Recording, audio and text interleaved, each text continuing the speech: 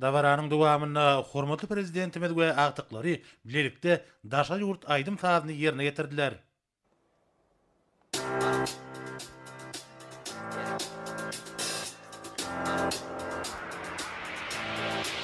I got this feeling inside my bones. It goes electric wavy when I turn it on. All through my city, all through my home. We're flying up no ceiling when we're in our zone.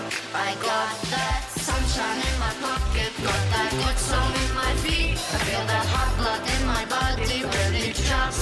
Ooh, I can take my eyes above it, moving so phenomenally. We're gone like the wave of rockets, just don't stop. Under the lights when everything goes, nowhere to hide when I'm getting you. Ýurdumyzda ýaş nesilleriň bagtyar çagalygyny üpçün etmek üçin ýerü şertler döredildi.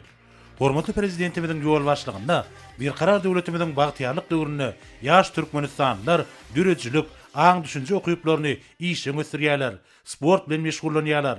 Çagalar awraýly bäsleşiklere we ýarşlara gatnaşyp, daşary ýurtlarda da ýurdumyza munasyp wekilçilik edýärler.